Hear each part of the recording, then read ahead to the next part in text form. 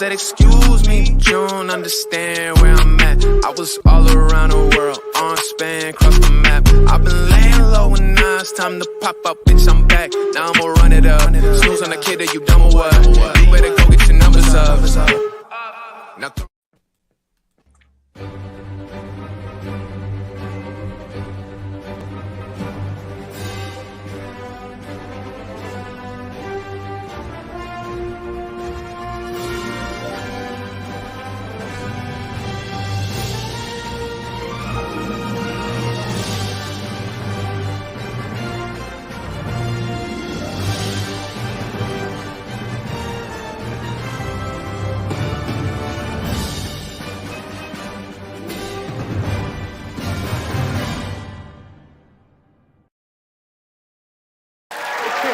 Remember now, we're not here to judge anybody. We want to handle this with love, right?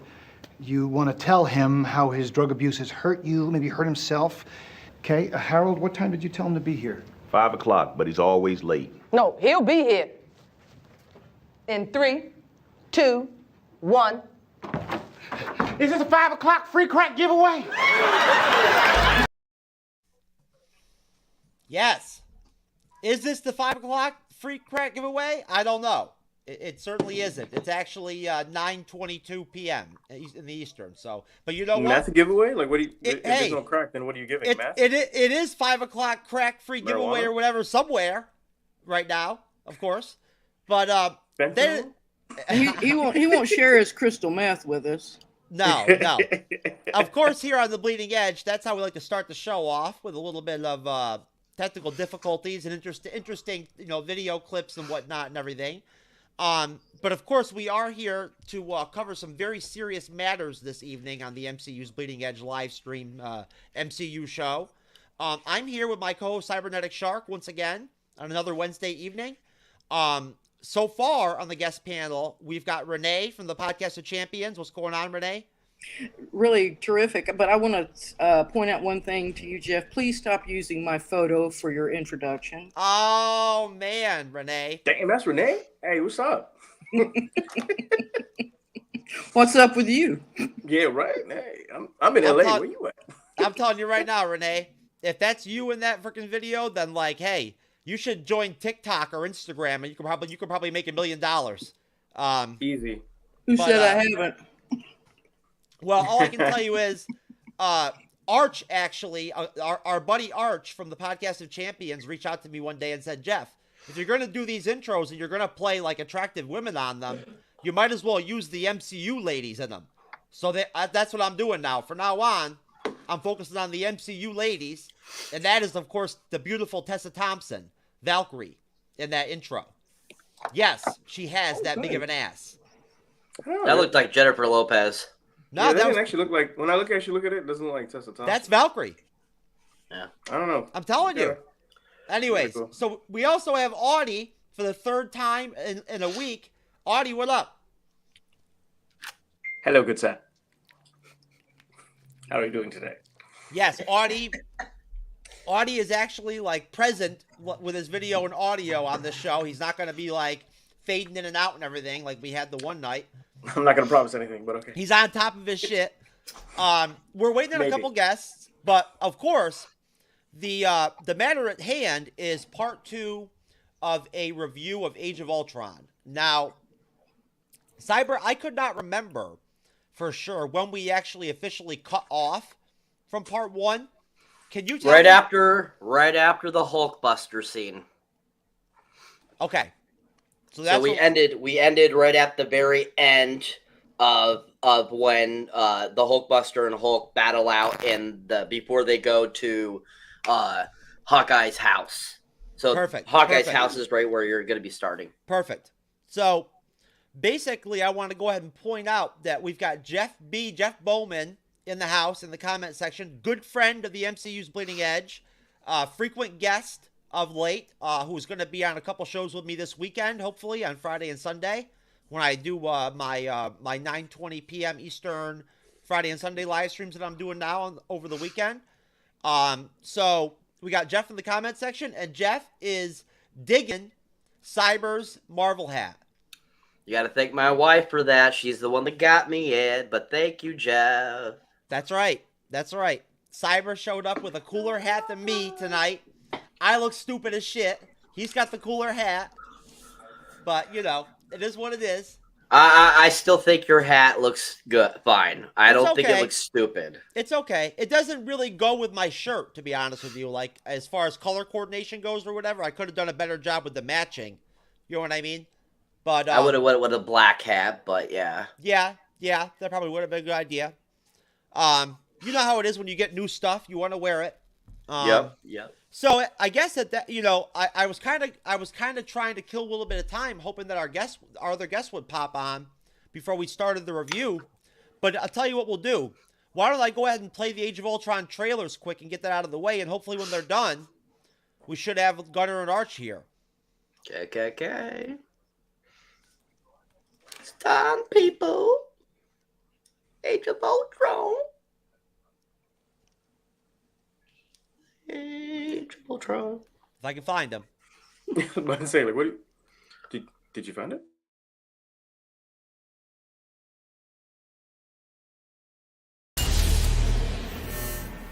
I'm gonna show you something beautiful. Everyone screaming for mercy. You want to protect the world, but you don't want it to change.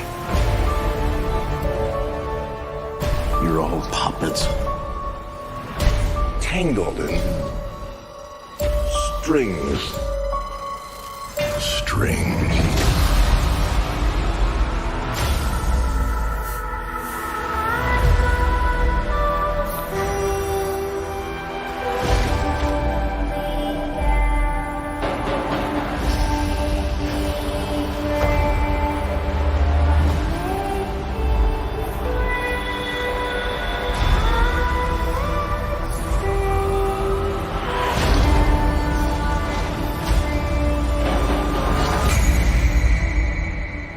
The end. The end of the path I started us on. Nothing lasts forever.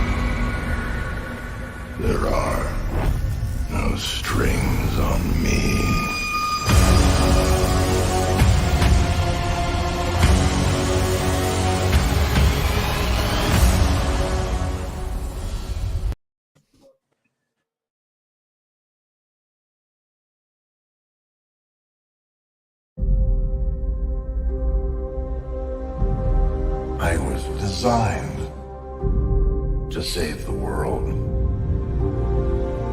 People will look to the sky and see hope.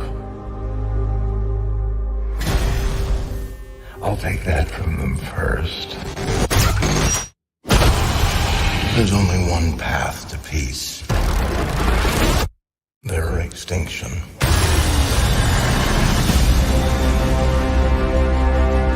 Tried to create a suit of armor around the world. But I created something terrible. Artificial intelligence.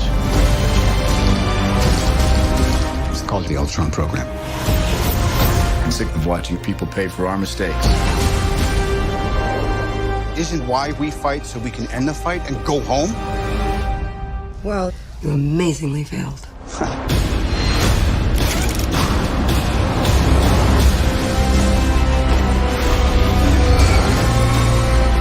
We all are, with nothing but our wit and our will to save the world. So stand and fight. No way we all get through this. I got no plans tomorrow night. I'm always picking up after you boys. We can tear them apart. inside.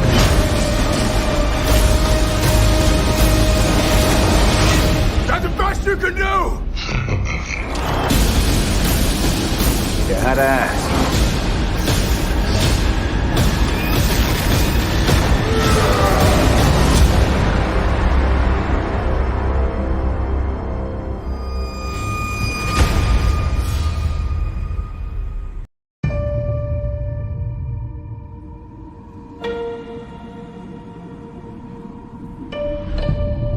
This vulnerable world needs something more powerful than any of us. Everyone creates the thing they dread.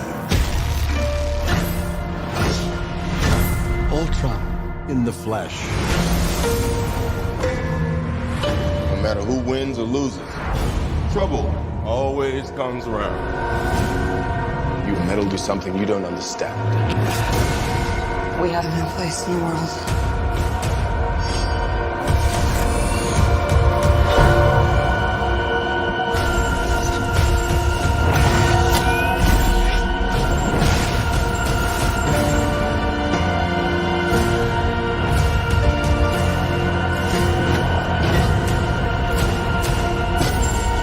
I'm gonna tear you apart from the inside.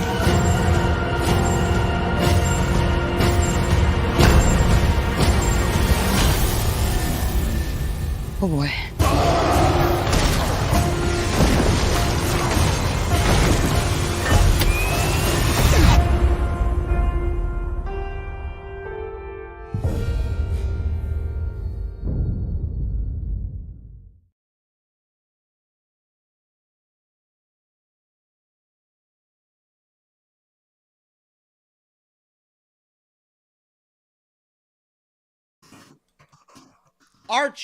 Arch is in the comment section. Arch, your link is on Sakar, bro. Just jump on Sakar, man. I already sent it to you.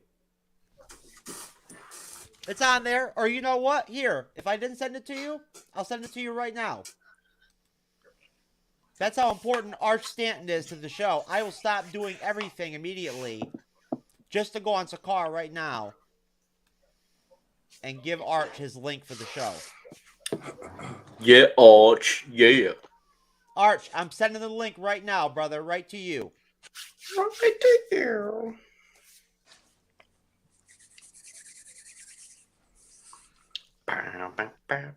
It's like we're kind of assembled. Yes. Like Avengers. Mm-hmm. Okay, there it is. It is sent. Arch, your link is on Sakar in your inbox, bro. Yes, you are, Arch. You are very important. How dare you say you're not important? Yes, he is. So anyways, now, all right, as far as the trailers go, so starting off with you, Renee, do you feel like what you see in the trailers is emblematic of what you get out of the film? Does it mirror at least like what you end up with? Yeah, pretty much. I mean, I think the trailers conveyed the idea that this is artificial intelligence taking over our lives, and in the form of these robot bodies. And anything that's got robots in it, I'm on board anyway. So yeah, I mean, I thought it did a really good job. Very attractive trailers too. Yes, especially for when they were made. I think that they were great. Very well done. What do you think, Cyber?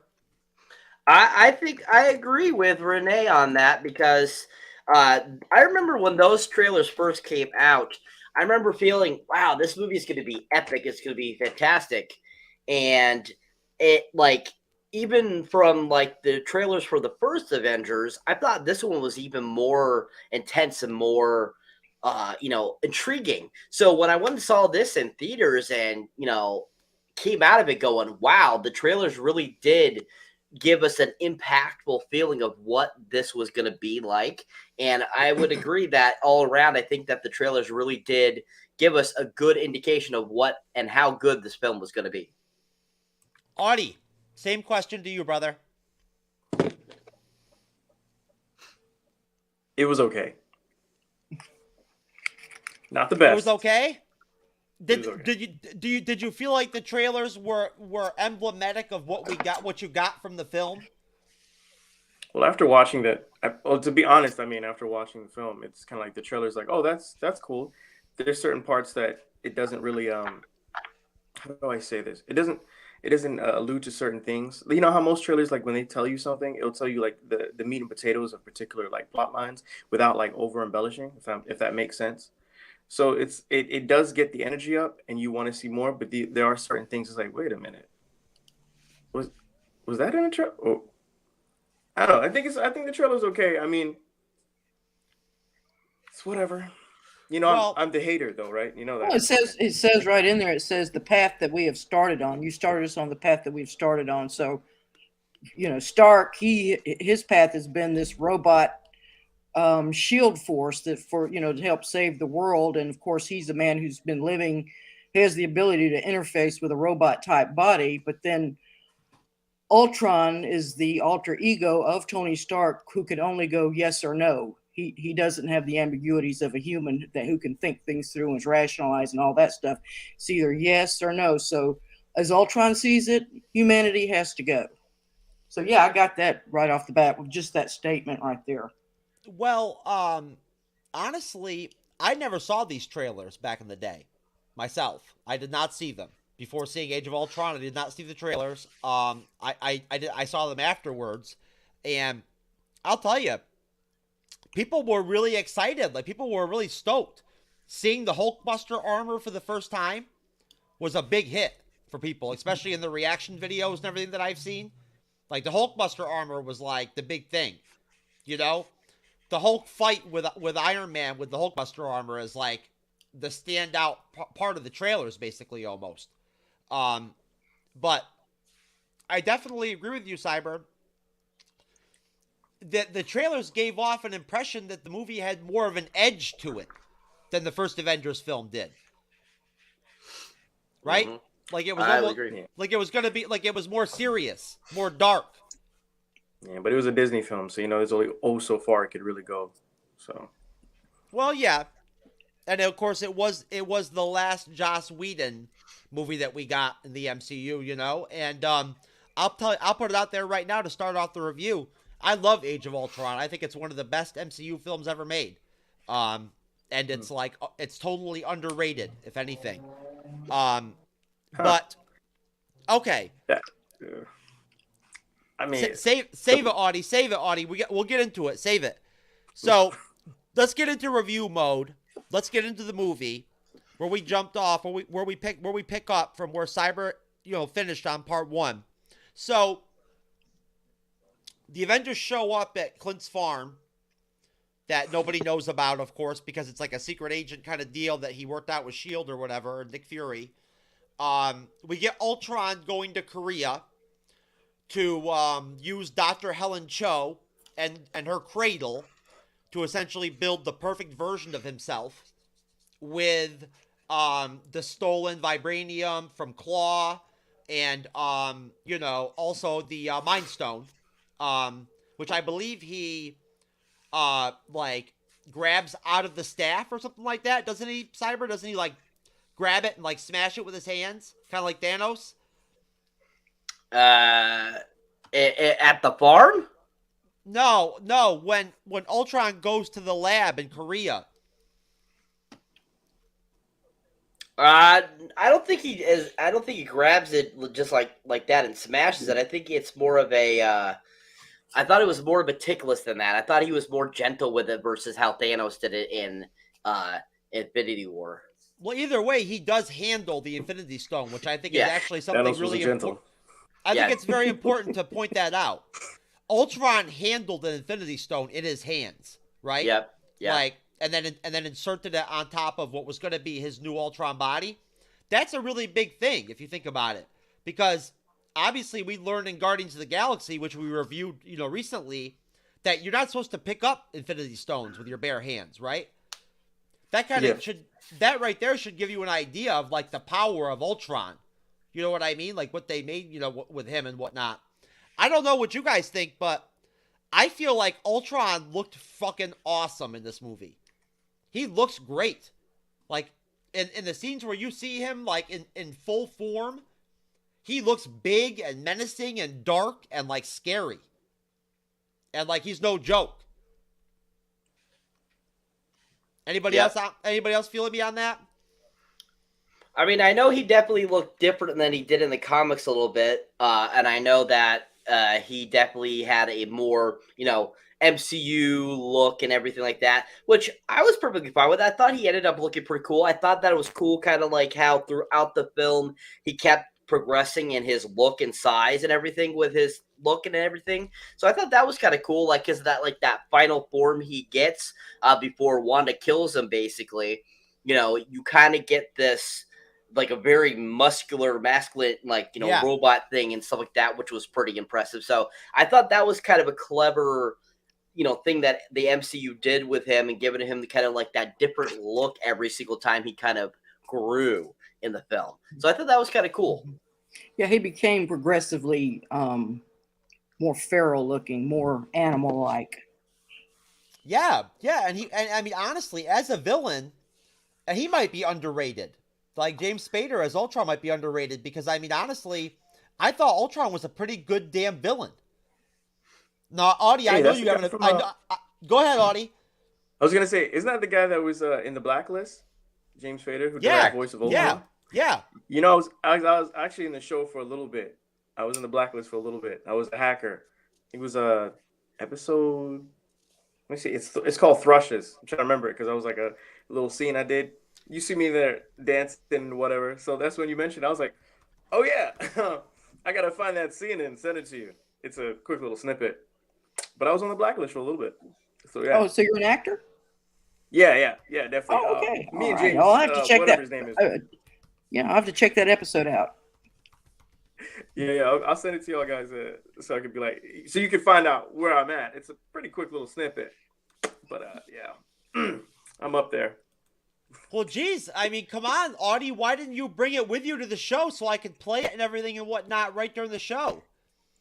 That's because you see me, but you don't. So I guess and I shot so many scenes. So when I finally saw it, I was like, wait, that's it? Okay. All right. But I was an extra, so who really cares about an extra? Well, I have a, if you want to hear it, when I appeared in the movie Ferris Bueller's Day Off. Oh, wow. If you want to hear it, if not. You did? Yeah, I was in Chicago. It was, they were actually, it was a Saturday and we had some time the job I was doing, we had some time off on Saturday. And so a friend and I we're just walking downtown Chicago and we were down on Michigan Avenue and here comes these, the Shriners that have these little buzzy cars, that they just come out of nowhere. And now Saturday downtown Chicago, it was, kind of quiet anyway. We walk a little bit further and then there's doing the scenes. They're actually shooting two scenes. The first one, though, did have Matthew Broderick come out and stand on the float, and he mimes to Twist and Shout. And so, as you say, extras, they were actually the extras, and then there were just the street people like me who were kind of crowding around. And I always look for myself in that movie. However, I've never found myself.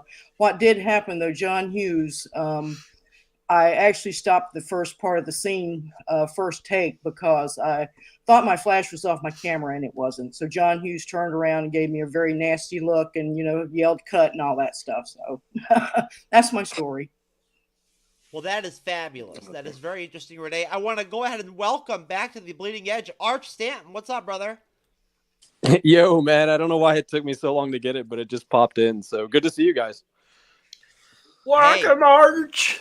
It's wonderful to see you too, man. It's wonderful to see you too. Arch, this is Audie, man. Yeah, I was listening to him. I didn't know we had a full-on movie star on tonight. Thank you. You're too kind. Thank you. Oh, I thought you were talking about me. Oh, yeah, both of you. Good to see you too, Cyber. And then Arch, definitely. Good to see you, Arch. Arch, this is a chick that I'm actually planning on bringing on the show as a guest.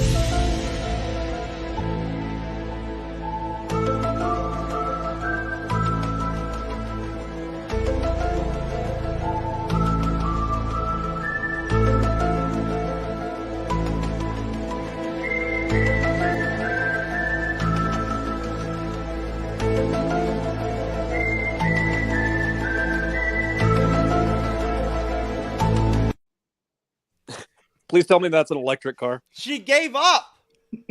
She gave up, man. Wow. That must have been an electric car. It had I've been there. I've been there with a rental. Trying to Renee, figure out what to put the gasoline You've been there, Renee? You've actually went to go gas and you've opened your fucking rear door to like see if you could do it through there? No, not that. But you know that when you have a car that's not your car and then you go to fill up and then well, damn, which way do I pull in? Do I pull it on my left or right? You know, you don't know where the gas tap's going to be at. And it kind of like the old Family Vacation where Chevy Chase is doing the thing and he finally rips off the tag on his car and it's not there. But anyway, it kind of reminds me of that. I don't like how she just gave up like that and everything and didn't even get gas. Like, I mean, honestly, that could be hazardous to other drivers. I mean, you know what I'm saying? Like, I mean, you can find the gas, what side it's on by the indicator on your dashboard. I think she probably was just embarrassed at that point. But she's just probably a trophy wife, I guess. I don't know. Maybe comes from country. Wow. Maybe she showed up for the 5 o'clock free crack giveaway. It's probably not. No. Maybe. Not crack at all. I tell you everything. Yeah. That sounds like something a crackhead would do. The whole thing right there with the gas and whatnot. But anyways, I digress. Crackhead would have sold a car. Yeah. Okay, so basically Ultron shows up in Korea. He kind of like he kind of like takes over Helen Cho's mind with the Mind Stone and goes ahead and sets the Mind Stone on like the forehead of what is going to be his new Ultron body in the cradle in Korea. Now, we jump right from there back to Clint's farm, and we get a scene that I want to hear everybody's opinion on. We get the Natasha Banner shower interaction romantic scene or whatever, where, Bruce says something on the lines of, I used all the hot water or something like that. And Natasha's like, oh, I should have joined you or whatever. And, I don't know. I mean, and then, look, there's interesting. No, hold on, Arch. There's interesting aspects of the dialogue because for the first time, Natasha does get into like her whole Red Room experience and whatnot. It opens up about like some of the stuff that she went through during like that whole part of her life and everything. But I'm sorry, but like I felt like that entire dynamic fell apart. Like it didn't work in the movie. It didn't really work that well in that scene. Like them talking about, like Natasha talking about how she's going to run away with Bruce or whatever and everything. That made no sense to me. I've got some deep thoughts on that. Go ahead, Arch. Yeah, I do too. Go ahead. Yeah. So I've thought about this for a long time, and I know it's a point of contention with a lot of people, but I really think it works on a super deep level. The way I always view this is that Natasha has been around, fighters. She's said this like several times in other films. Like that's her life. She wants to get out of that. She wants something that she feels is just real and like a normal life. And Bruce is sort of a person that she can access for that. Like, he's a friendly guy. He's genuine. She knows he's trustworthy, and he's not in her circle of people who just grew up as killers. He's not that. So it's somebody she would be attracted to. That it makes a lot of sense to me. I mean, I'm interested to hear Renee's perspective because, clearly I'm not a woman, so I don't know what that perspective might exactly be like, but it makes a lot of sense to me that she's wanting to get out of this life she's been in, and Bruce is a great guy to do that with. So I think it makes a ton of sense. And from Bruce's perspective, it's Natasha Romanoff, man. It's Scarlett Johansson. I mean, where's the downside here? Except that he senses that, this isn't necessarily, a genuine love. It's not really about him so much as it's about the situation. I feel like without getting too personal, I feel like so I've basically, been Arch, past- you're saying that Bruce is he's such a white knight and he's such a good guy that he would like pass up on some pussy just to like whatever. Well, I don't think he doesn't want to. Who would? But I mean, I think he's also good enough to know that like maybe maybe he sees what I'm talking about. That maybe this isn't really about him so much as it's about the situation for her. And maybe that's unfair to Natasha. I don't know, but I think he maybe senses it's not really a romance between the two so much as it's a convenience, perhaps, or at least he's worried about that. He's hesitant to just jump into it, but I think it's a relationship that makes a lot of sense. It's not a perfect relationship. It's something that doesn't match, but I think the beauty of that is that happens a lot in real life. Like, every relationship in this series doesn't have to be the ideal, yes, they were supposed to be together, like sort of thing. And this one feels a little rough around the edges, and I think that's a great thing. Well, I'll tell you, Arch, since you brought up being a woman, I actually want to play a commercial for women's sports. Oh, God.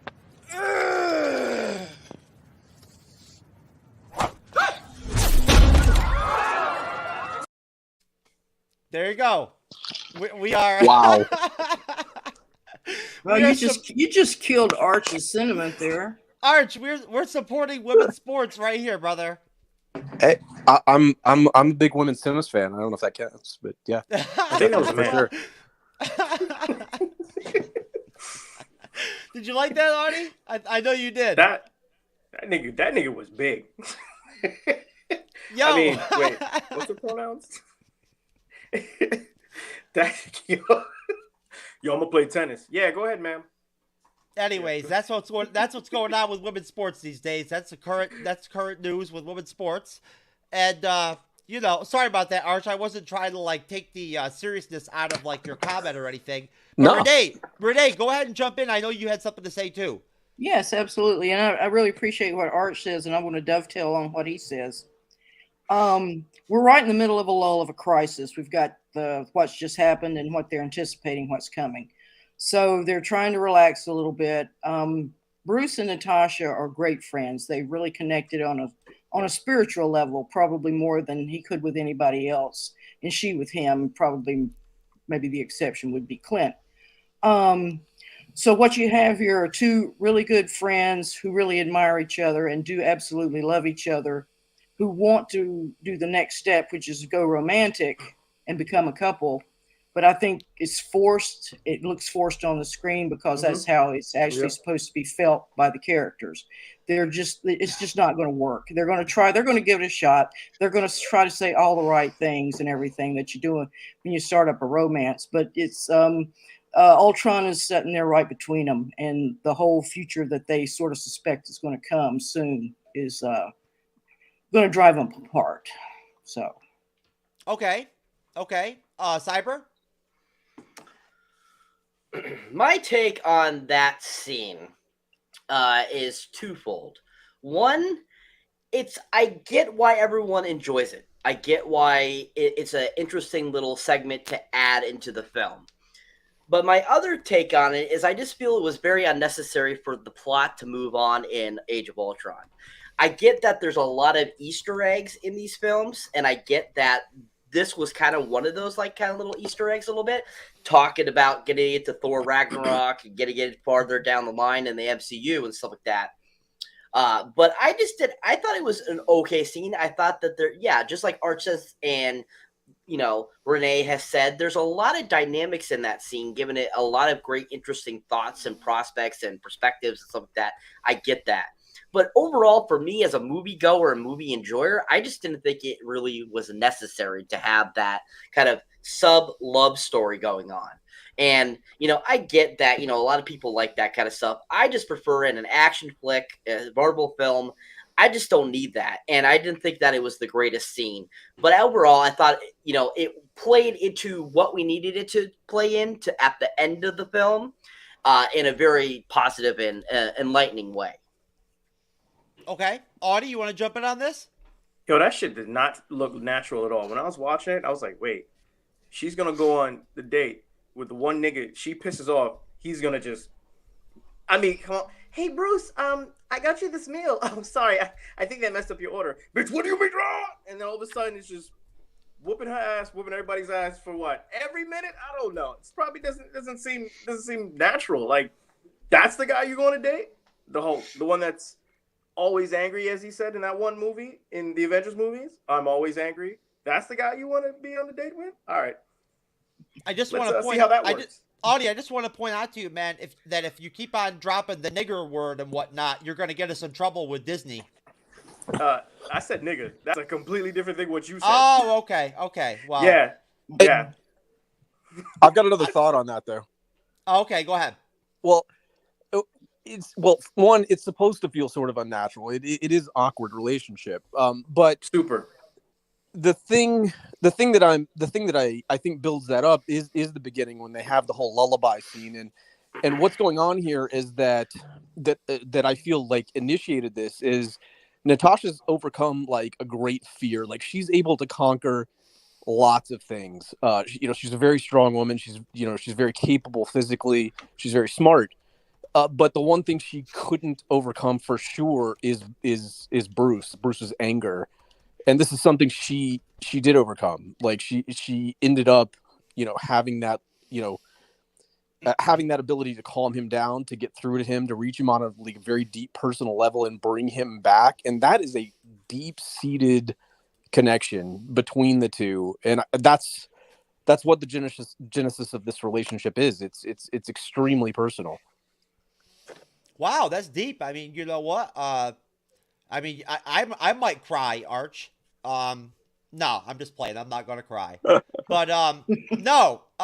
Look, all I can say is, once again, I don't know. Like, I'm not sure who decided when they were in the rooms, like before they were planning Age of Ultron with Joss Whedon and the writers and everything and whatnot. Like, I don't know who was thinking to themselves, like, we need a Hulk and Black Widow romance in this movie.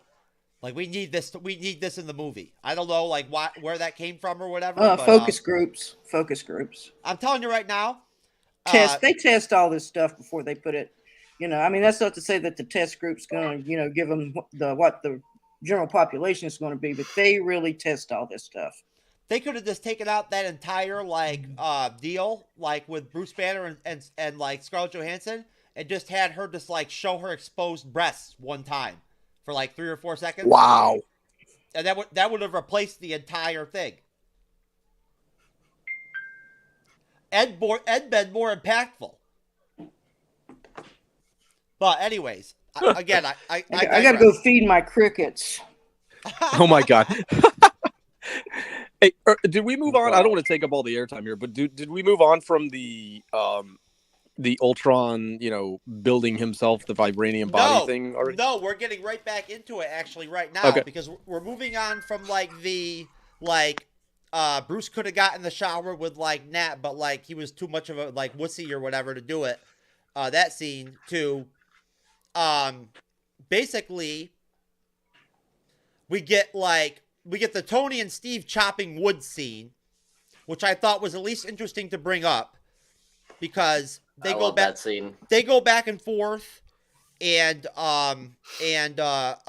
Chris Evans looks really freaking good in his t-shirt, splitting the wood and everything and whatnot. He looks good, and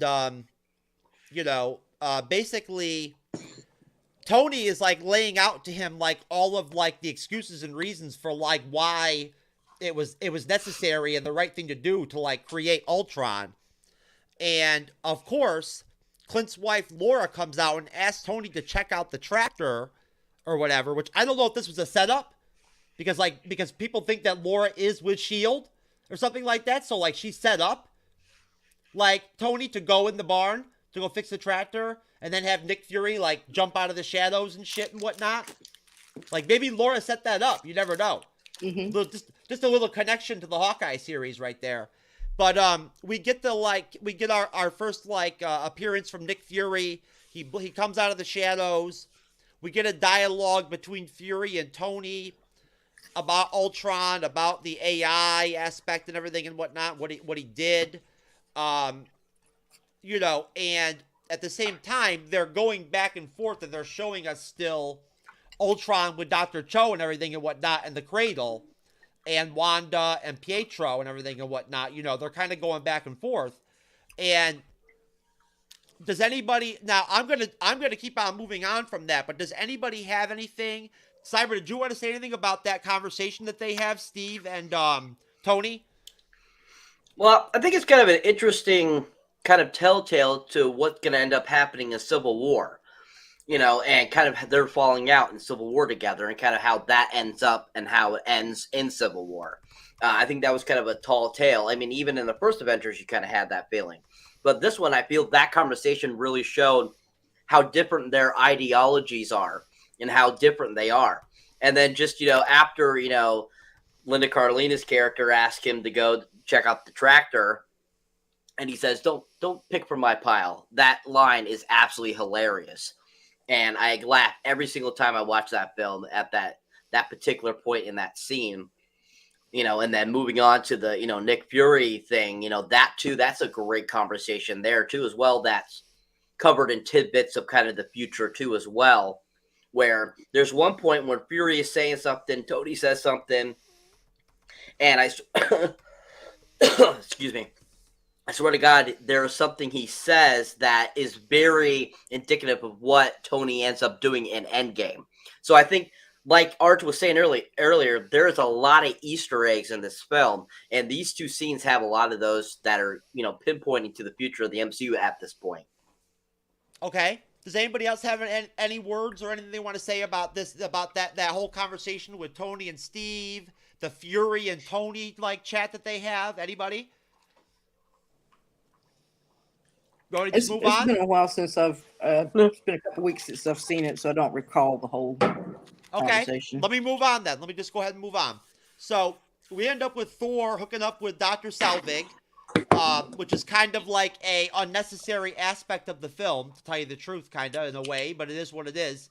Also, I just want to point out that Shield Maiden, Set X, said that I think her training gave her an ability to read people. Talking about Natasha.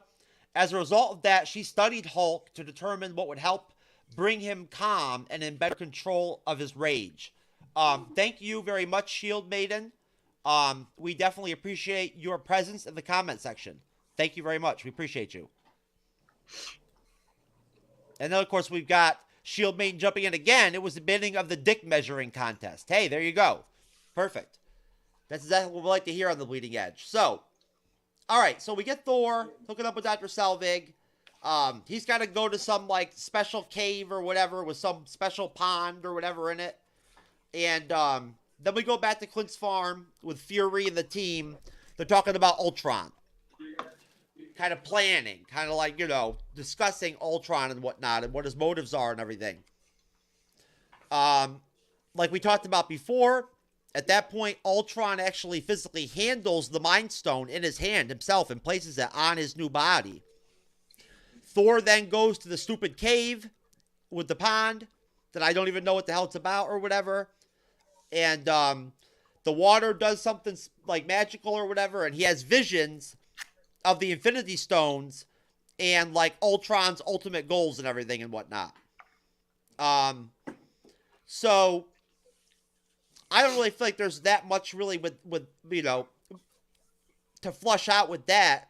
I mean, does anybody have any opinions and whatnot on that whole thing with Thor and the pond and the visions and everything? Is there anything in that? Yeah, I'd like to throw out something there. Oh, go ahead. Go ahead. Can I go first? Okay. Go ahead, Renee. Yeah, my understanding is that scene was chopped up, that it was originally more extended. I think I've seen a little bit of it on the Disney Plus channel they provided.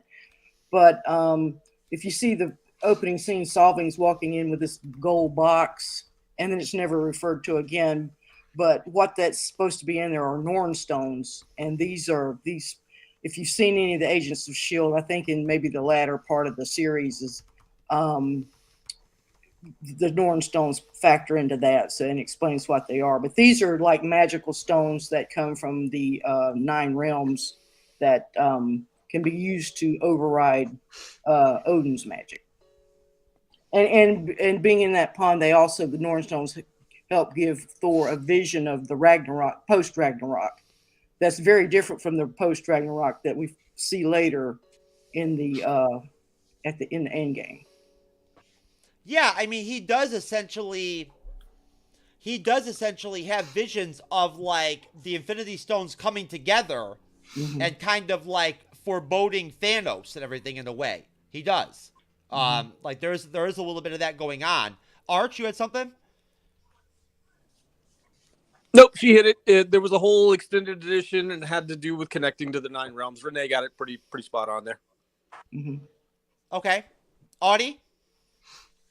They just wanted the blonde-haired, blue-eyed dude to be naked because that's how you bring the women in. Yep, that's right. There's no point to this. Yeah, just get in the pool, man. Shut up. But first, I must take off all my clothes. Yeah, all of my that's right. It was very effective. They did a good job with that. Basically, after that, we then have the turning point where Wanda glimpses Ultron's ultimate plans while they're still in the process of like using the cradle to try to finish Ultron's body with Cho.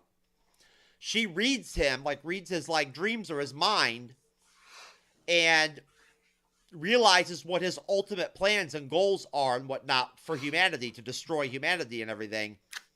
And then her and Pietro basically bail on him. Wanda like unhexes Dr. Cho. Ultron realizes the Quinjet is coming and the Avengers are coming and goes mobile with the cradle in like a shipping truck. So at that point we get the beginning of a really, really, really cool action scene.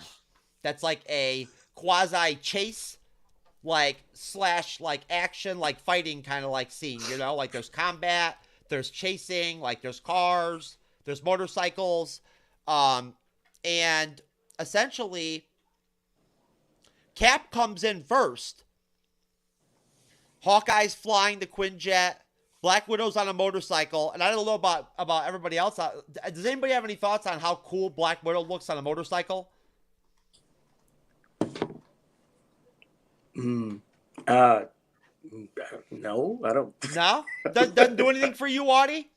I mean, no, I mean, that's so specific in the sense of how does she look cool on a motorcycle? I'm like, I mean, it's Black Widow. She look good in whatever she does, right? That's right. You're right about that. So, Cap actually... Not that good she won't get her movie until like years later. That's true. But that's another conversation. So, Cap actually jumps in and like starts throwing down with Ultron. One-on-one. Which I think is very interesting, to tell you the truth. And I kind of want to stop right there and just ask everybody's thoughts on kind of what I just covered, where we're at that point, before we really get into the meat of that action scene and the chase and everything and whatnot. And we know where that kind of like ends up leading.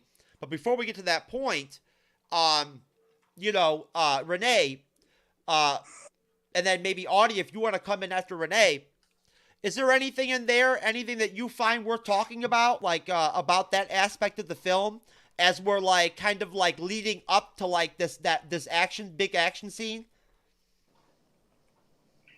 Well, not specifically. I mean, I just thought it was as usual. I thought it was just exceptionally well done one scene. I mean, Captain America and sort of facing off and having his fighting and having a dialectic at the same time with Ultron was, interesting and fun to watch and gives people something a little bit more than just, pure action. It's a thinking action. Maybe you can call it that. Okay. Audie, any thoughts on like that section of the movie before we really get into like the heavy like part of the action scene that comes up next? I mean, it kind of works in the film because that's Josh Whedon's style of doing things. The comedy action doesn't work in other movies or other stuff he does per se. I mean, Buffy the Vampire is a good example of it working, but I feel like there are times where he kind of does the same generic thing over and over again, and it's okay, it's cool, but when you start watching a couple of the films, you start noticing it's kind of stale. Okay, that's fair. Arch? Yo, I got something here in the middle that this started ramping me up in a way that I hear very few people talk about. I don't, as you know, I don't watch very many trailers. I did see the first one, which I really love, the teaser trailer that they did at Comic-Con. I love that trailer. It's one of my favorites in the entire series. I can watch it all the time. But what got me here is I didn't know anything about what was going to happen. And when he places that gem in the forehead of this new, whatever he's creating, this new body for himself, I started to get in the back of my head, wait, is that the Vision? Like, I didn't know. And I started to get like super excited about this idea. And this entire sequence leading up to that, that's just in the back of my mind going, wait, are they really doing this? Because I had no idea. And it was just like super exciting for me, like throughout that entire sequence, all the way up until the later scene when they start to wake up that body. I had that in the back of my mind. And I was just super pumped the entire time. Well, just moving right on from there, we jump into like the actual action scene, right? Well, you know what, Cyber, did you want to jump in real quick? What was the question again? Leading up to like the actual like full throttle action scene where we get into like the meat of that, like up until that point where we get Scarlet Witch and Pietro kind of realizing that Ultron's a bad guy and shit. I mean, pretty much everyone else has said exactly, I think, what I was thinking about that whole process. And overall, it was an interesting scene. It was interesting to see Wanda and Pietro like reverse their thoughts on what's going on and to end up helping the Avengers. And I thought it was nice to see that, they start becoming the heroes that we know they are from the comic books. Okay.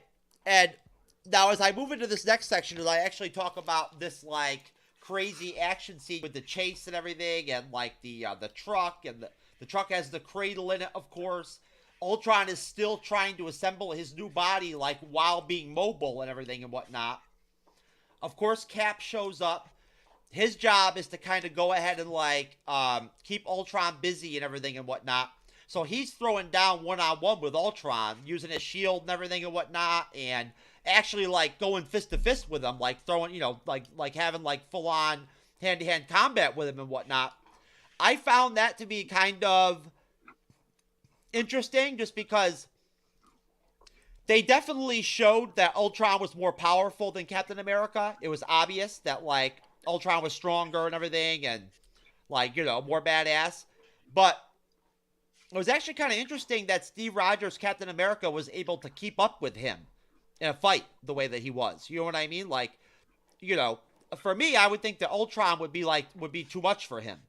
But either way, Cap manages to, like, take on Ultron and keep him busy for, like, freaking 8-10 minutes straight, fighting him and everything and whatnot, in and out of that train and everything. And essentially, at that point, Wanda and Pietro completely go to the good side and, like, step in to help Cap. Of course, in the meantime, Hawkeye and Wanda are still doing their thing. Hawkeye's flying the Quinjet. Ultron's robots, his bots, like, become rockets and propel the truck that has the cradle up into the air, and they start flying it. Black Widow's in it. She jumped in. She's in there with the cradle. And essentially, if I remember correctly, we end up with basically Ultron taking off. If I remember correctly, Hawkeye ends up getting the cradle, doesn't he? He does. Yes, he does. Yeah, Hawkeye gets the cradle. And Black Widow ends up just, like, stuck in the plane. I guess with, like, Ultron, basically, or whatever. And at that point, we get the scene where Wanda actually warns Steve about Tony. About what Tony's going to do with the body, with the Ultron, with the AI, or whatever you want to call it. What's going to be Vision. She warns, Captain America, Steve Rogers, that, Tony's going to do something crazy. And So basically, what I wanted to ask y'all was, there was more to it. I mean, you saw Scarlet Witch slow down that train with her powers and save all those people. Quicksilver ran around and was saving innocent people and stuff like that and whatnot when the train was out of control and everything. And that was cool. But as far as that action scene goes, folks, like, how would you rank it? I mean, was it excellent? Was it like out of this world? Was it okay? I mean, again, this is Age of Ultron. This is what? Cyber 2014? 15. 2015? Okay, so at that point, that's still pretty far back in terms of like the special effects and whatnot and everything. I think it was a pretty cool action scene. But I want to get everybody's thoughts, and I'll start with you, Audie.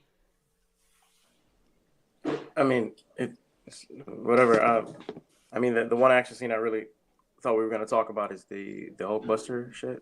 I don't know if you guys we already covered mentioned that, but I just want to know what I'm saying about action scenes is that's. I'll tell you what. Just for you, just to be special, just for you, just because I'm a nice guy. I'll let you talk about the Hulkbuster thing with Iron Man. You won't let me talk about whatever the fuck. Go ahead.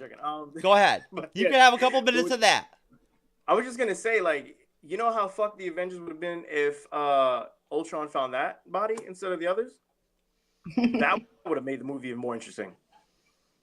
Ultron in that kind of a Hulkbuster body just raining down, beating up everybody. That would have been amazing. Amazing stuff. Yeah, most definitely. So, as far as that action scene in Age of Ultron goes, though, Audie, how do you think it was? Was it decent? I mean, like, I don't want to get ahead, but I'm just saying, like, the speedster you have, he does something so amazing that it doesn't work at the end. That you're like, then why did you put him in if he's not going to use his power to good use in the most critical and important way? You get what I'm saying? Yeah, I do. Arch, what do you think, brother? What's your take on that whole action scene, that whole deal? I think it was great, and I think it was great for the reason that Marvel does a great job staging what's happening. Like, you always get it. They've got people all over the place. Hawkeye and Widow are having a conversation. Cap's fighting off Ultron. Bruce is out like struggling with recovery, and then you've got the twins kind of coming to their own realization and sort of flipping and starting to side and help out with the Avengers. You've just got a lot going on. People are in different places, but you always can follow it. You know what's going on. Everybody's doing something exciting. I just think it really works. I think it really flows well. You get it. I like how they win, but they lose. There's always, with Marvel action, there's always a story going on. It's not just people punching each other and will eventually stop. There's always something going on, and you get it. It all progresses the story. I think they did a fantastic job with that one. Renee, and Renee's going to be taking off here in just a minute, but Renee, do you want to go ahead and you want to jump in on this? Yeah, I would agree. I mean, there are going to be plot holes and everything, and I think Audie, sort of points that out with Pietro. But yeah, I think as far as the action goes, it was pretty excellent. I mean, it's on par with everything they'd done up to that point, and then some.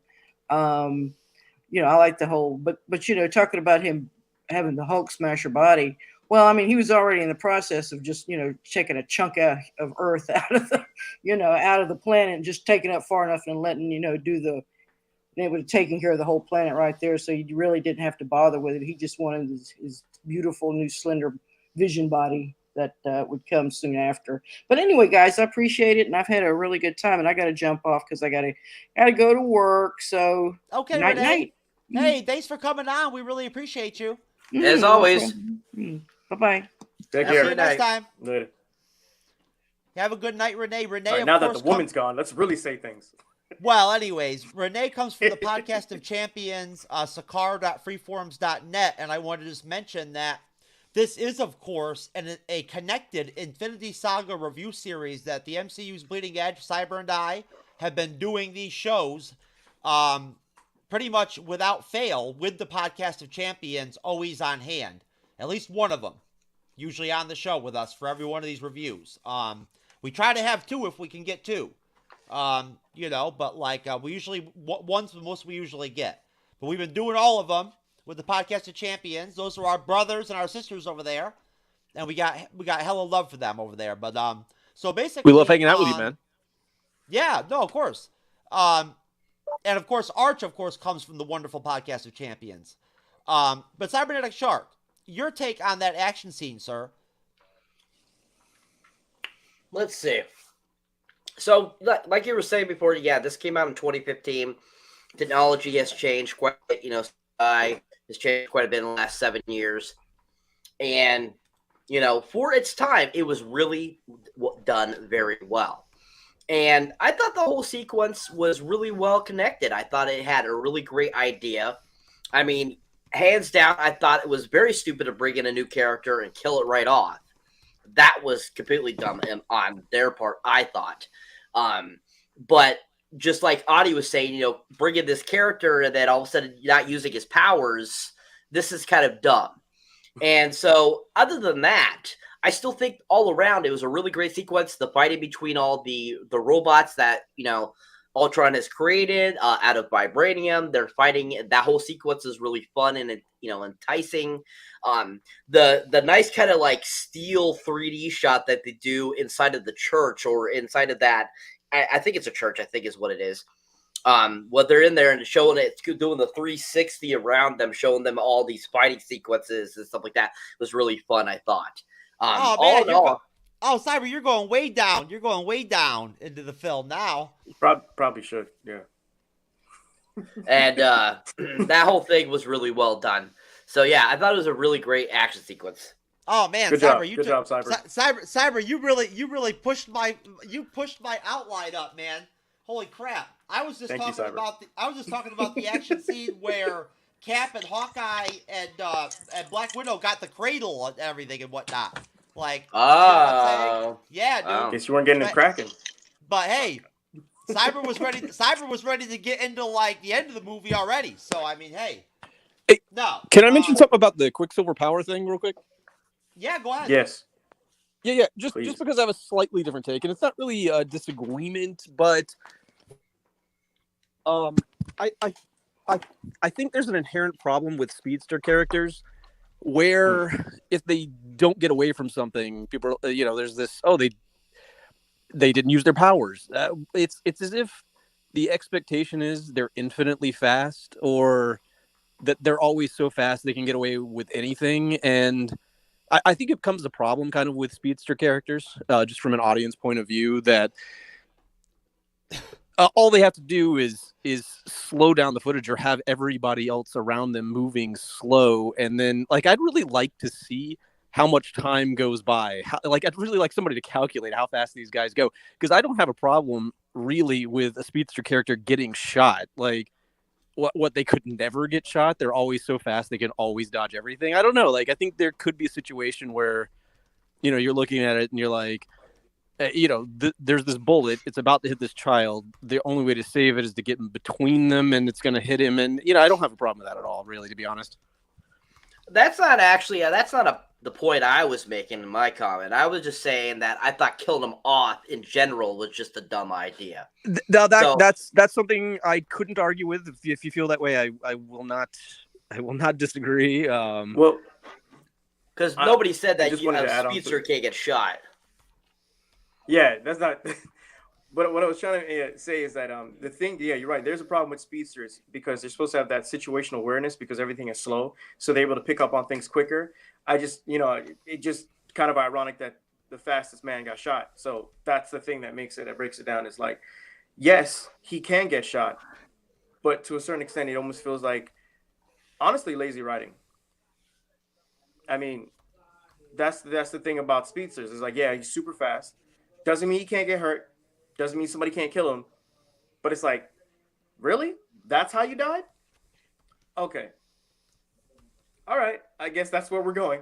That's what we're going with. So I guess if he had that vibranium on, he would be okay, right? Like Black Panther? Or no? Sort of.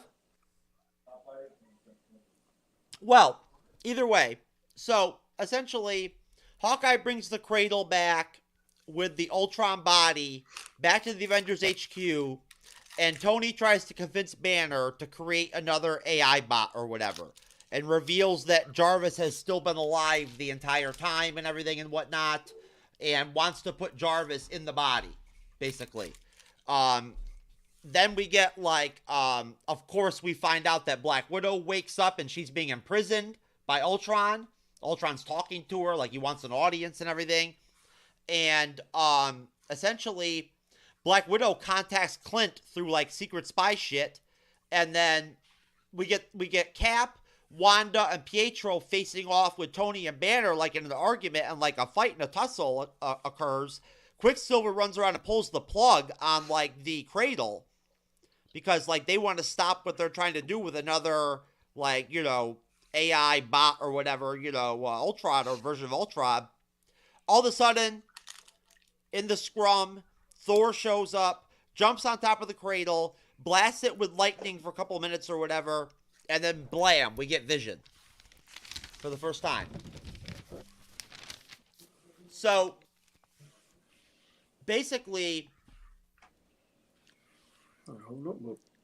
before we get into the team assembling to go take on Ultron, what we get out of Vision when he first comes out of the Cradle, as far as, like, the things he says, the way he acts and everything and whatnot, his attitude, his demeanor, you guys have any opinions or thoughts on any of that? You know, what did you think of what did you think? Well, actually, bring it back. Can you remember what you thought when Vision popped out for the first time back in the day when it first came out, it first happened?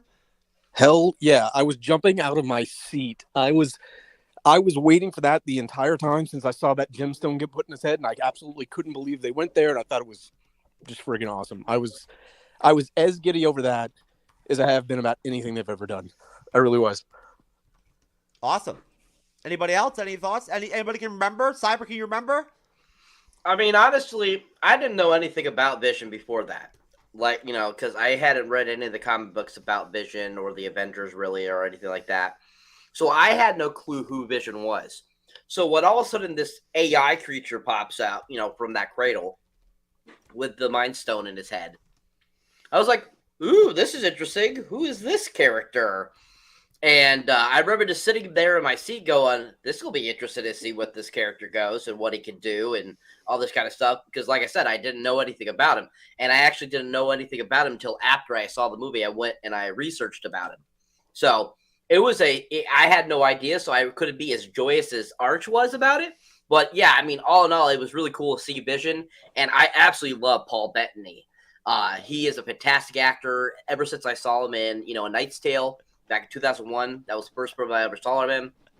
I knew this guy was an amazing actor. So when he came out and was Vision, I was pumped. Arch, did you hear that? We actually landed a contract with R.J. Reynolds. No, I had no idea. Yeah, man. I told That's you good. we're gonna start promoting cigarette smoking on the show. Jeff is over there cracking himself up. Just cracking himself up. He's like, Dude, it's hilarious, man. I'm telling you right now. I'm gonna make a fake advertisement of, like, for cigarettes or whatever that I can play during the show. But yep, look, you know what, kids? It's actually pretty cool to smoke.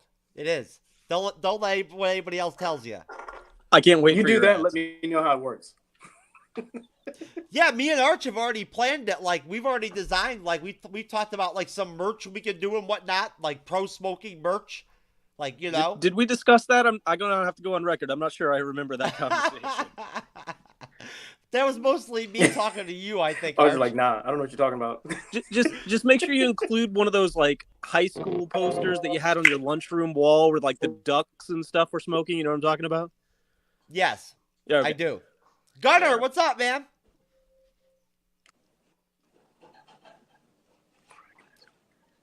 Gunnar, we can't hear you, man. What the hell? Says you're on mute.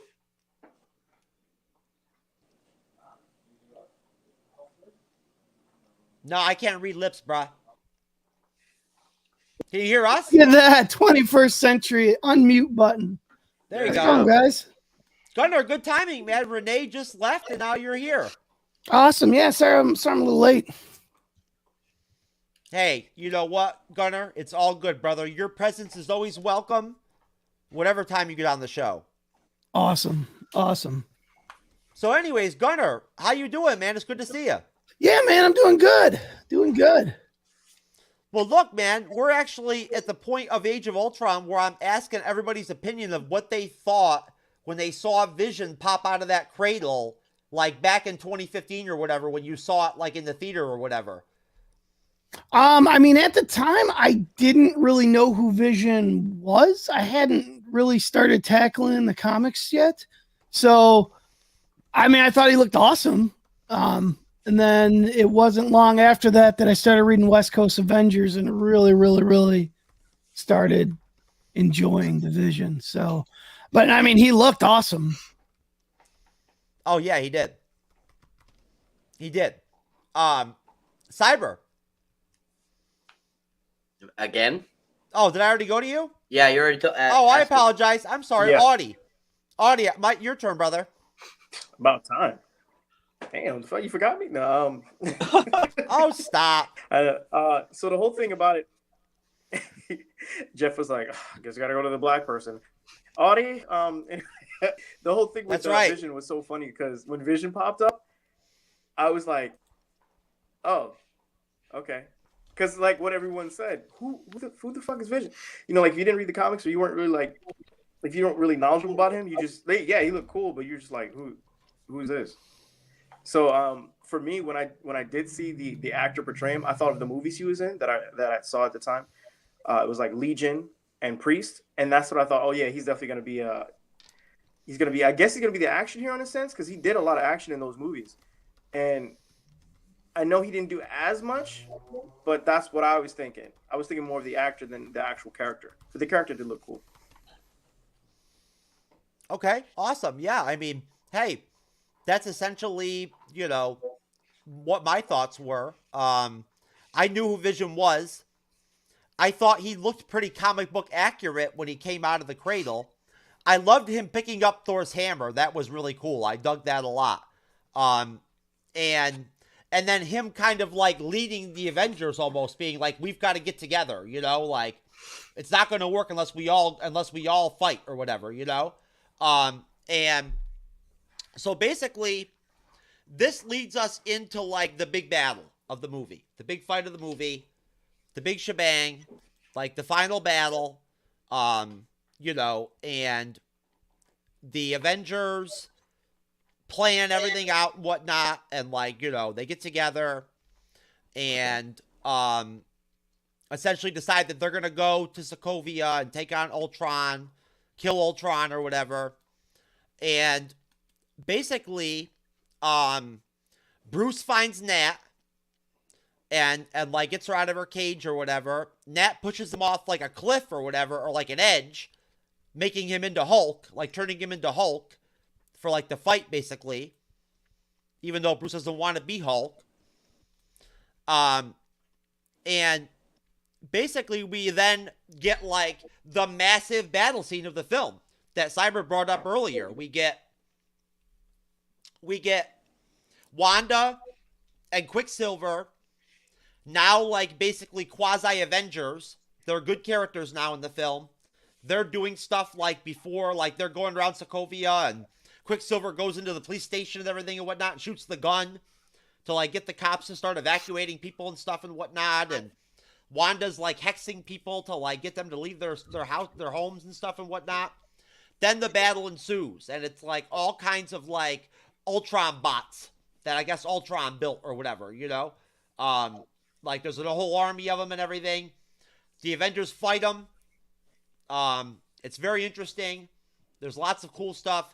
We get the really, really cool, like Hawkeye speech to Wanda where he's like, and I have a bow and arrow.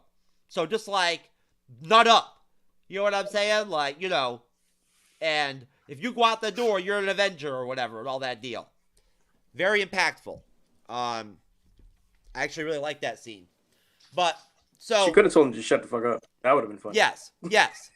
So it leads up to what Cyber mentioned just a little while ago. that huge like cathedral scene where they have that big fight where they're just like rotating the camera 360 and you're seeing all the different Avengers fighting kind of like in the same area and whatnot. That was really cool. It looked really cool in the trailer. It looked really cool in the film. And Arch, before you get out of here, brother, do you want to go ahead and lead off and talk about the final battle? Yeah. Real quick thoughts. I mean, I thought it all worked. I thought all the character payoff moments were solid. I thought the action was again well choreographed in terms of placement. There's a lot of people doing a lot of different things in a lot of different places, and I thought you could follow it all. It was well paced. You knew what was going on. I mean, you got Thor in the center being the muscle, destroying this thing. Just the overall intensity of this whole city rising is kind of unique, sort of in the genre or just anything really. But I thought it was just a great concept. Watching this happen, it felt really ominous. I mean, you've got Cap doing his thing. You've got Tony coming up with a plan. You've got Hawkeye and Natasha trying to get people out of there for evacuations. I just thought like everybody played their part. I thought it was really good. The visual of the end, just like with everything just exploding and the spire of oh dang, what's the freaking metal? Why am I forgetting that? Vibranium? Nobody's gonna help me out here. What's the metal? Vibranium. Vibranium? God, I couldn't get like ultimatum or something out of my head. That's so stupid. I'm sorry. The vibranium like spire coming down and like crashing and like all the pieces. I thought it was just great. I thought the whole thing worked. I love all the little teeny character moments. I love the payoff to a Hawkeye and Quicksilver's little rivalry that kind of progressed throughout the end until they had an understanding with the whole you didn't see that coming thing that came back several times throughout the film. I thought they worked that pretty well. I love Wanda's sort of dissension where she kind of breaks down a little bit there, and you see her start to do that in future films a little bit more. But I thought that was a great lead-in and a great intro to her being like a full-time Avenger. I don't know. It just really worked. I was really, really satisfied with this film. I still contend that if this film had been the first Avengers film, everybody would be talking about it with, absolute love and admiration. That's a good point, Arch. That's a good point. And you know what? Why don't we send you off on that on a high note, brother? Pleasure to be here, guys, and I'll talk to you soon. All right, Arch. Hopefully we'll see you soon, brother. We all Later, love you, man. Arch. Yeah, I can't even hear you. You sound all garbled and everything. I don't even know what the hell you said. Anyways, anyways, Gunnar, since you just came on, let me go ahead and throw the same question back at you. What are your thoughts on like the final battle? And of course, like it was nice of Arch to kind of fill in some stuff that I didn't mention. The fact that the bots like take off and send Sokovia up into the sky with the idea of then dropping it and like causing some kind of catastrophic, event. What are your thoughts on that whole final battle, Gunnar? I mean, I'll tell you what, I'll be honest, and I'll kind of piggyback a little bit off what Arch said. I think this movie has aged better than any of the Marvel movies. When I first saw it, I left that theater thinking, this is my least favorite Marvel movie at the time.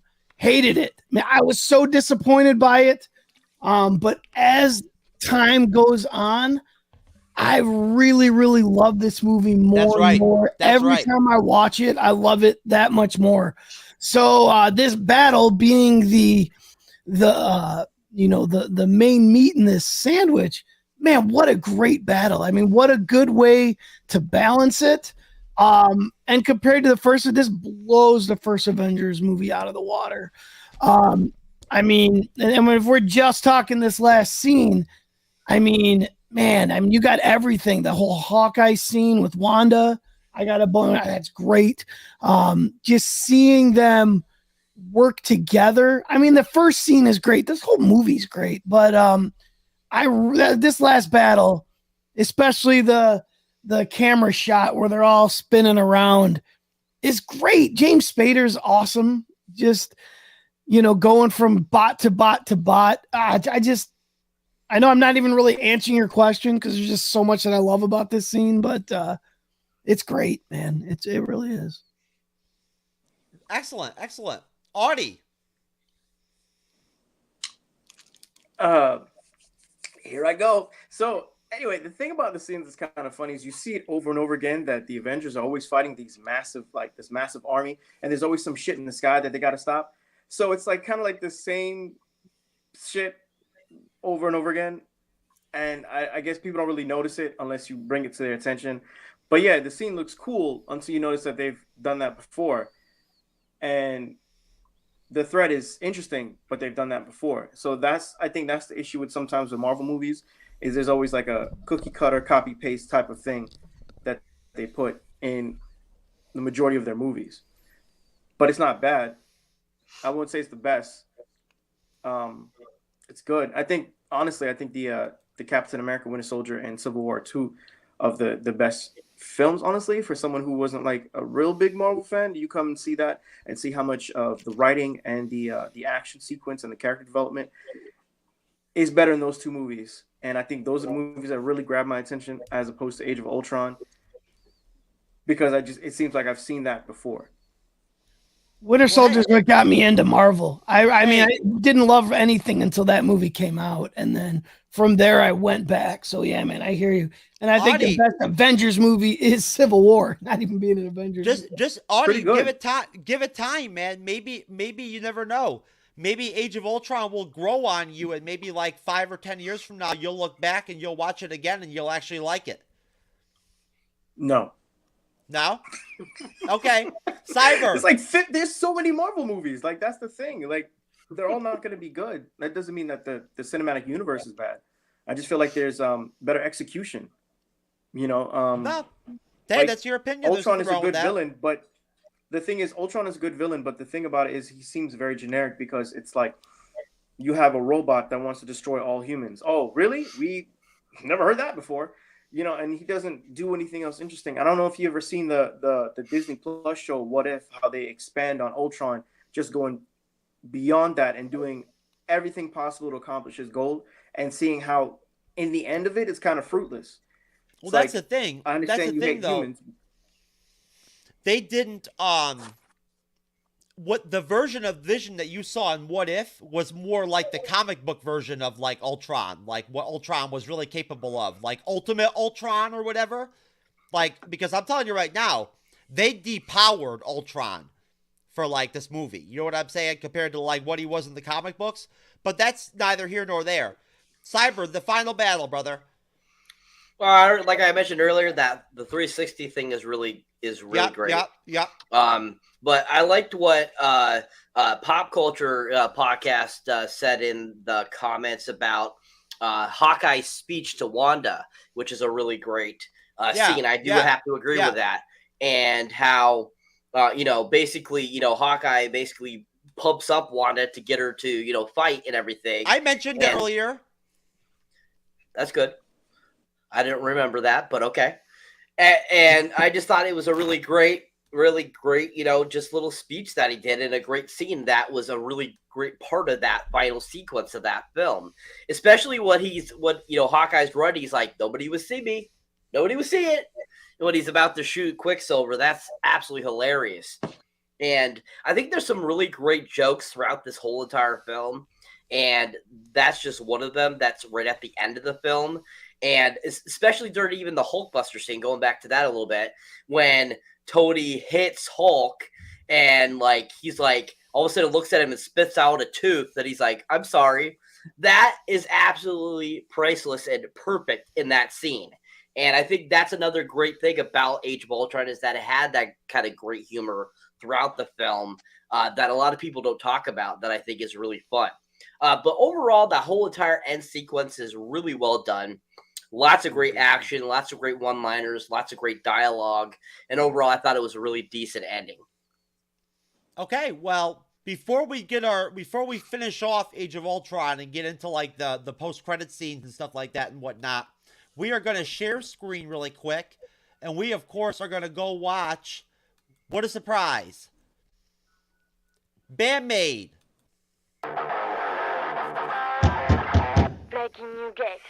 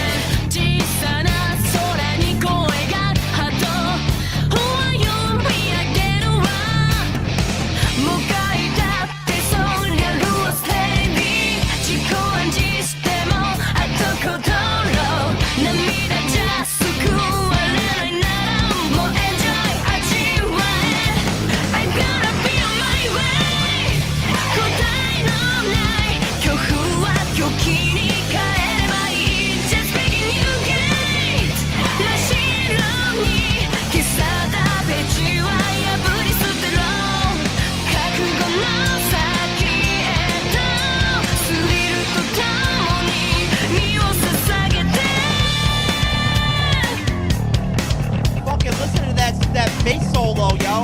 That shit is fucking on fire.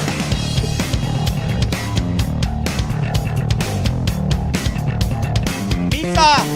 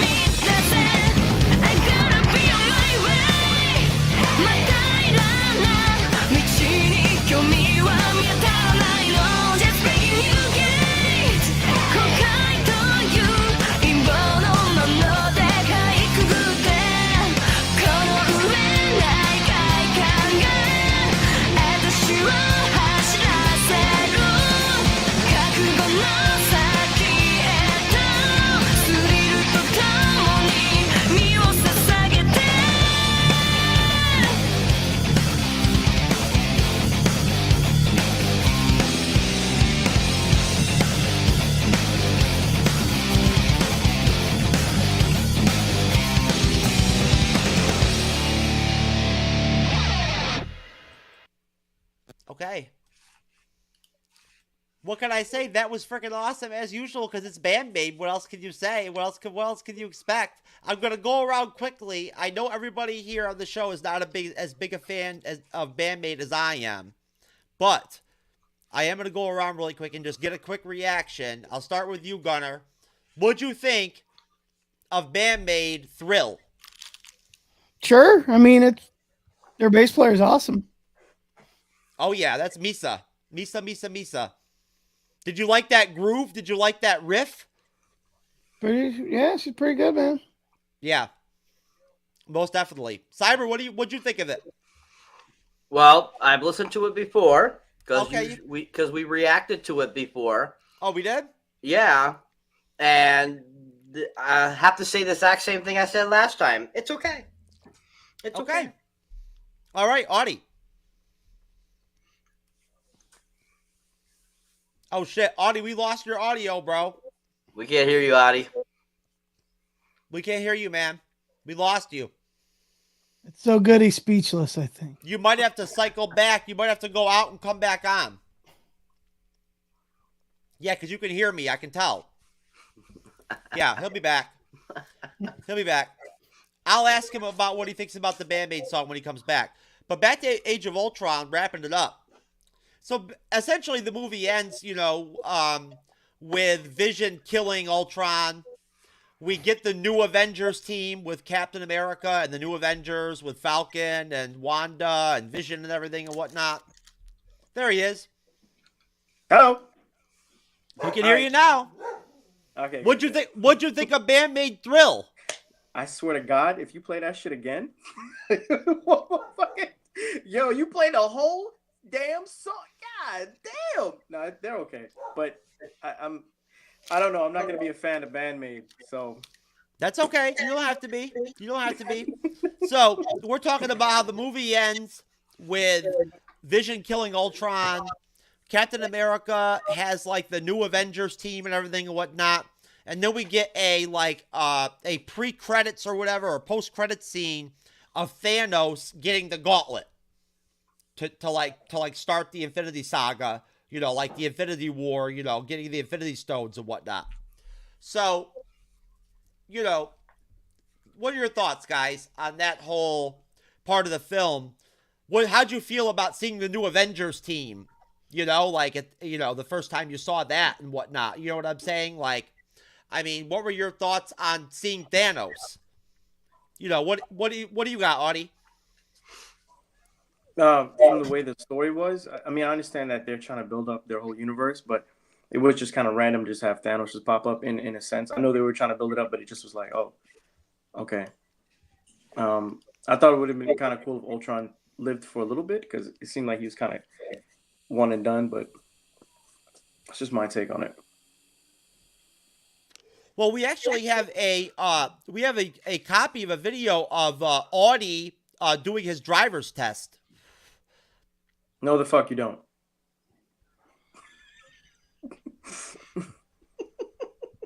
Hey, you got in the lines. Jesus Christ, Audie, what the fuck happened there, bro? I didn't even see that. But yeah, Jeff, that was rough, man. I can't imagine you did very I can't imagine you did very well on your test with that shit, bro.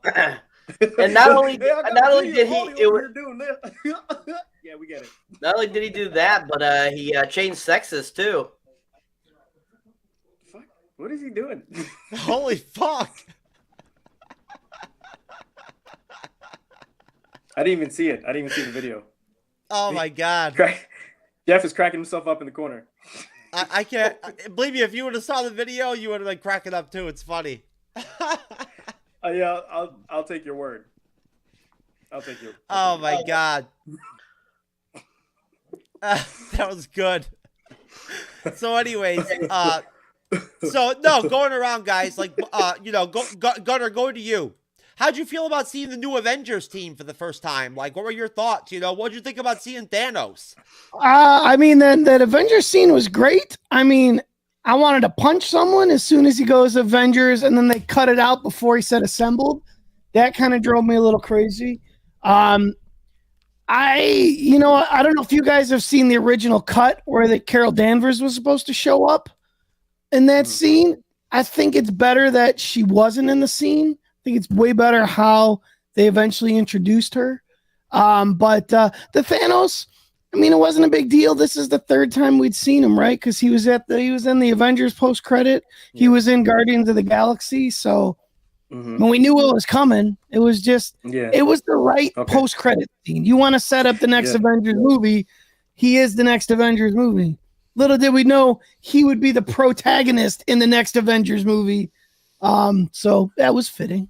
I'm fine with it. I like seeing the new Avengers team though. Oh, me too. Cyber.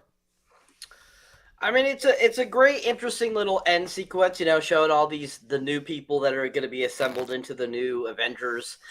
It really is kind of bittersweet because really, if you think about it, those new Avengers really weren't together very long because as soon as things happened in Civil War, they were all disbanded.